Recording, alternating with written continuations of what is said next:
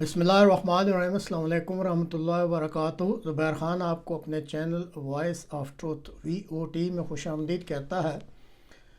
आज 24 जनवरी है और मंगल का रोज़ है। आज के प्रोग्राम में इमरान ख़ान साहब को कुछ मशवरे देने मकसूद है कि ये जो वो एहतजाजी तहरीक अब नए सिरे से शुरू करने जा रहे हैं,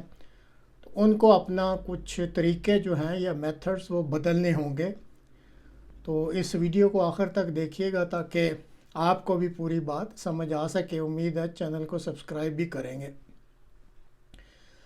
अब जहाँ तक मेरी याददाश्त काम करती है तो अयूब ख़ान के ख़िलाफ़ ये एहतजाजी तहरीक जो शुरू हुई थी वो सन 1966 में जब मुआहदा ताशकंद हुआ था उसके बाद शुरू हो गई थी, और फिर 1968 यानी 2 साल लगे थे तो उनको घर जाना पड़ा। उस वक़्त हम स्कूलों और कॉलेजों में पढ़ते थे, हमें इतना शऊर तो नहीं था, लेकिन मुझे अच्छी तरह याद है मैं अपने छोटे भाई के साथ हम भी फ्रंट लाइन पे हुआ करते थे इस एहतजाजी तहरीक में, और बल्कि 2-3 दफ़ा तो हमें रात थाने में गुजारनी पड़ी, और वो हमें बर्फ़ों की सीलों पर कपड़े उतार के तो लिटा दिया करते थे। बहरहाल उस वक़्त पुलिस इतनी ज़ालिम नहीं होती थी। एक ये जो बम्बूज़ होते हैं बांस, उनके आगे उन्होंने वो सरिये के टुकड़े लगाए होते थे, तो वही सिर्फ पेट में चुभोते थे और डराते रहते थे कि हम वापस चले जाएं। लेकिन बताने का मकसद ये है कि इतना जोश और जज्बा होता था कि बहुत छोटी उम्र में भी हम पुलिस से नहीं डरते थे और इस तहरीक में शामिल होते थे। बहरहाल उसके बाद जनरल याहिया का दौर आया तो उनके साथ भी फिर वही हुआ जो कि जनरल अयूब के साथ हुआ था, क्योंकि उस वक़्त 1971 की शिकस्त हो चुकी थी। इसके बाद बड़ी अक्सरियत से जीतने वाले जो जुल्फ़िकार अली भुट्टो साहब थे, उनके ख़िलाफ़ भी जो इलेक्शन में बेकायदगी का इल्ज़ाम लगा फिर और एहतजाज हुआ, और फिर उनकी हुकूमत भी जो है वो ख़त्म हो गई। इस एहतजाज में बहरहाल अमवात भी हुई थी और मुज़ाहिरीन गिरफ़्तार भी हुए थे, और फिर आखिर में मार्शल लॉ लग गया था। फिर इसी तरह जनरल ज़िया की जो हुकूमत थी उसमें 1981 था 1985 तक एहतजाज होता रहा, और इस एहतजाज में 199 यानी 189 लोग जो हैं वो हलाक हो गए थे, 126 ज़ख्मी हुए थे, और 2000 से ज़्यादा जो है वो कैद भी हुए थे। उस वक़्त हम लोग जो थे वो मार्शल लॉ ड्यूटीज़ पर कुछ मौका मिला कराची में, सिंध में ही ये चूँकि ज़्यादा तहरीक चल रही थी, तो वो जो खौफनाक मंज़र थे वहाँ वो अभी तक दिमाग से भूलते नहीं। लेकिन सिंध के लोगों का बहरहाल उस वक़्त जो जज्बा था वो दीदनी था, और उनकी मेन कंट्रीब्यूशन थी इस एहतजाजी तहरीक को कामयाब करने के लिए। इसी तरह फिर बाद में नवाज़ शरीफ और बेनज़ीर की हुकूमतें भी जो हैं वो एक दूसरे के ख़िलाफ़ एहतजाजी तहरीकें चलाती रहीं, और ये तकरीबन 1988 से 1992 तक ये लेकिन नाकाम ही होती रहीं, और नतीजतन ये दोनों ही जो इनकी हुकूमतें थीं वो बरतरफ हो गईं। फिर सन 2009 में जो परवेज़ मुशर्रफ साहब हैं उनके दौर में ये नवाज़ शरीफ साहब और इमरान ख़ान साहब, जो आजकल बात भी नहीं आपस में करते, दोनों ने मिलकर जस्टिस इफ्तिखार चौधरी साहब के लिए एक एहतजाजी तहरीक शुरू की थी, और फिर उसमें ये कामयाब भी हो गए थे। फिर सन 2014 में इमरान ख़ान साहब ने नवाज़ शरीफ के ख़िलाफ़ एहतजाजी तहरीक की, उस वक़्त फ़ौरी तो कामयाब ना हुए, लेकिन बाद में फिर फ़ौज और नैब के साथ मिल के ये कामयाब हो गए, और नवाज़ शरीफ साहब को बज़ाते ख़ुद हुकूमत से बेदखल कर दिया गया। 2019 में फजलुर रहमान साहब ने इमरान ख़ान साहब की हुकूमत के ख़िलाफ़ एक एहतजाजी तहरीक शुरू की थी, लेकिन वो भी कामयाब ना हो सकी। तो नाज़रीन, ये जो छोटी सी तमहीद बांधी है अपनी यादाश्त के मुताबिक, जिन तहरीकों को मैंने ख़ुद अपनी आँखों से देखा भी है और कईयों में हिस्सा भी लिया है, तो उस तमहीद बांधने का मकसद ये था कि इस वक्त भी एक हमारे मुल्क को जो है ना वो सूरत हाल दरपेश है, اور عمران خان صاحب جو ہیں وہ ایک احتجاجی تحریک چلا رہے ہیں، تو اس کا اصل میں آج تجزیہ کرنا مقصود ہے اور ان کو کچھ مشورے دینے ہیں کہ اگر وہ چاہتے ہیں کہ ان کی اس تحریک کا کوئی اثر ہو یا کوئی نتیجہ نکلے تو ان کو اپنا جو ہے وہ موڈس اپرنڈی یا طریقہ کار بدلنا ہوگا۔ تو جو میں نے تجزیہ کیا اس وقت جو ملک کو صورتحال درپیش ہے نا، وہ میرے نزدیک ایک عجیب و غریب چوں چوں کا مربع سا بنی ہوئی ہے۔ اس وقت جو ہمارے جرنیل ہیں وہ جو فرنٹ فٹ پر نہیں کھیل رہے، اور آپ کو پتہ ہے ملک میں مارشل لا بھی نہیں ہے، لیکن ملک کی جو حکمرانی کا ریموٹ ہے اس کا کنٹرول فوجی جرنیل کے پاس ہے، اور فرنٹ فٹ پر کھلانے کے لیے انہوں نے آپس میں جو گتھا یہ سیاسی اکابرین اور سیاسی جماعتوں کے لیڈر اور اس طرح جو عدلیہ کے جج صاحبان ہیں، ان کو ایک کٹ پتلی کی حیثیت میں انہوں نے نا میدان میں اتار رکھا ہے، اور یہ فرنٹ مین کا یا فرنٹ فٹ پہ کھیلنے کے لیے یہ ایک قسم کی کٹ پتلیاں ہیں جن کو جو فوجی جرنیلوں نے میدان میں اتارا ہوا ہے اور اب ریموٹ کنٹرول ہاتھ میں رکھا ہوا ہے اور ان کو وہ کھلا رہے ہیں۔ اور یہی ایک بنیادی وجہ ہے کہ عمران خان صاحب کی یہ جو تحریک ہے یہ 10 ماہ گزر جانے کے باوجود کامیاب نہیں ہو رہی۔ یہی عمران خان صاحب نواز شریف صاحب کے ساتھ ملے تھے افتخار چودھری صاحب کی احتجاجی تحریک میں، تو فوری بلکہ بہت جلدی کامیابی مل گئی تھی، کیونکہ فوجی جرنیلوں کو سمجھ آ گئی تھی کہ یہ اب کٹھے ہو گئے ہیں لیکن چونکہ اب یہ سب آپس میں بکھرے ہوئے ہیں، ٹوٹے ہوئے ہیں، ان کے اندر دراڑیں ہیں، اس لیے یہ کامیاب نہیں ہو رہے۔ ابھی تک جو عمران خان صاحب کا احتجاج ہے اس کو نا آپ ایک قسم کا سافٹ انقلاب کے لیے جو کاوشیں کی جاتی ہیں اس کا آپ ایک پرتاؤ یا ایک آپ کہہ لیں مثال دینے کے لیے کہ یہ نا اس قسم کی کاوشیں ہیں کہ اس ملک میں ایک سافٹ قسم کا انقلاب آ جائے اور جس طرح عمران خان صاحب چاہتے ہیں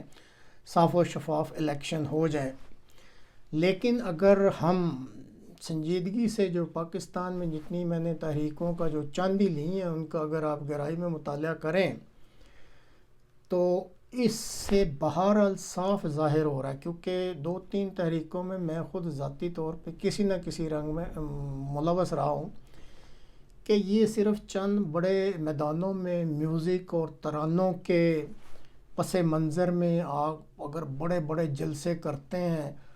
اور وہی باتیں جو ہیں آپ 4-6 مہینے سے دہرا رہے ہیں، کوئی آپ کے پاس نئی بات تو ہے نہیں ہے،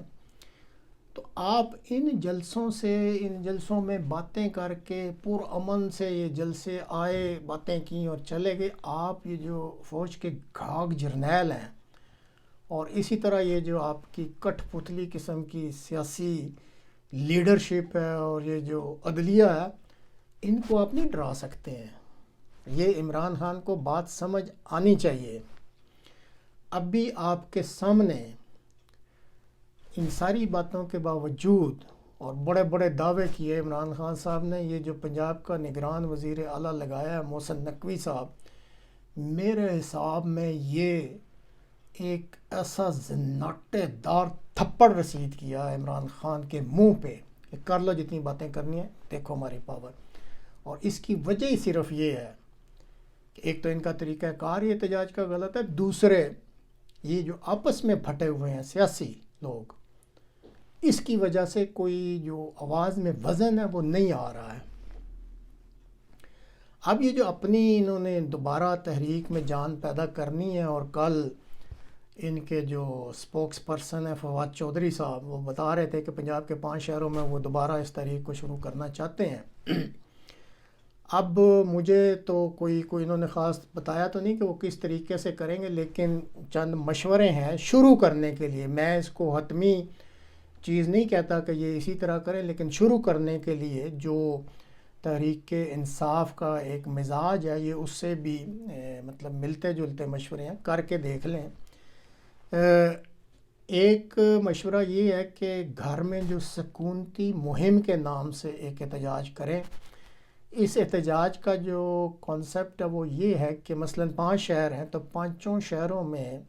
تحریک انصاف ایک دن مقرر کر دے اور کہے کہ آج کا دن ان 5 شہروں میں کوئی شخص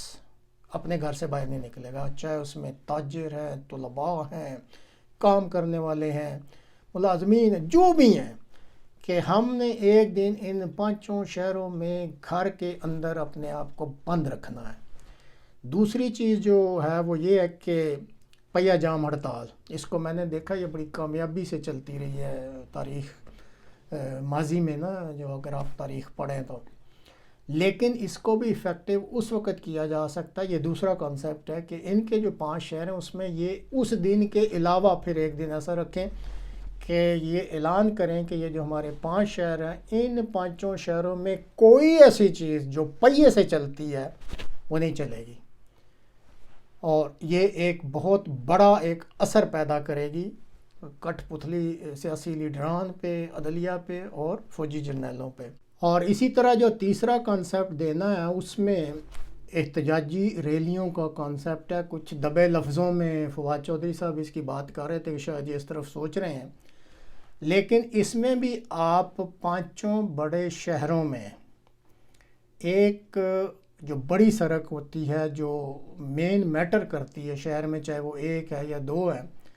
تو ایک پوائنٹ سے لے کر دوسرے پوائنٹ تک بھرپور شرکت کروانی ہے آپ نے احتجاجی مظاہرین کی، اور اس کا اچھا امپیکٹ چھوڑنے کے لیے جو اس وقت تحریک انصاف کے مطالبات کے بینرز ہیں ان کو واضح طور پر جو شرکائے ریلیاں ہیں وہ بڑی تعداد میں اٹھائیں اور پھر جگہ جگہ ان کو آویزاں کیا جائے، اور بے شک دوران ریلی کچھ جگہوں پر ان سے خطابات بھی کیے جائیں۔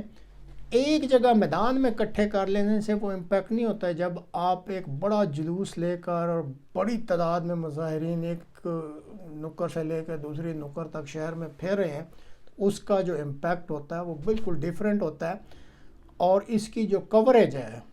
وہ بھی تحریک انصاف کے پاس ایسی سورسز ہونی چاہیے کہ بھرپور طریقے سے اس کی کوریج کرے، اور جس میڈیا پر بھی وہ اس کو نشر کر سکتے ہیں ضرور کریں۔ اب فی الحال شروع کرنے کے لیے یہ 3 ایسی تجاویز ہیں جو کم از کم میرے ذہن میں آ رہی تھیں۔ مجھے نہیں پتہ ہے کوئی ان کو پڑھتا سنتا ہے یا دیکھتا بھی ہے یا اس پہ عمل بھی کریں گے یا نہیں، لیکن میں نے کچھ احتجاجی تحریکوں کا دیگر ملکوں میں بھی مطالعہ کیا، اور چونکہ بتایا شروع میں کہ اپنے ملک میں بھی ایوب دور کے بعد سے تقریباً ساری جو احتجاجی تحریکیں ان میں کسی نہ کسی رنگ میں کچھ شمولیت بھی کی ہوئی ہے، کچھ کوریج بھی کی ہوئی ہے، تو امید ہے کہ یہ جو 3 آپ شروع کے لیے، کیونکہ صرف پہلے آپ جلسے جلوس کرتے رہے، اب ہٹ کے ذرا یہ ان 3 مشوروں پہ عمل کر کے دیکھیں اس کا کیا امپیکٹ ہوتا ہے۔ بعض دفعہ تحریکیں لمبی بھی ہو جاتی ہیں لیکن امپیکٹ دیکھنا چاہیے۔ آپ کے جلسے جلوسوں کا امپیکٹ میں نے اپنے ابھی اس پروگرام میں بتا دیا ہے کہ یہ جو ریسنٹلی پنجاب میں نگران وزیر اعلیٰ، اور آپ کو کوئی ڈیٹ نہیں مل رہی ہے، یہ ایک تھپڑ ہے منہ پہ کہ آپ کی کسی چیز کا ابھی تک نہ تو کسی فوجی جرنیل پہ اثر ہو رہا ہے اور نہ ان کٹ پتلی حکمرانوں پہ۔ اس لیے اپنا اس طریقہ کار یا میتھوڈالوجی یا یہ جو آپ پروٹیسٹ کے میتھڈز ہیں ان کو تبدیل کر کے دیکھیں، ہو سکتا ہے اس کا کچھ امپیکٹ ڈیفرنٹ ہو۔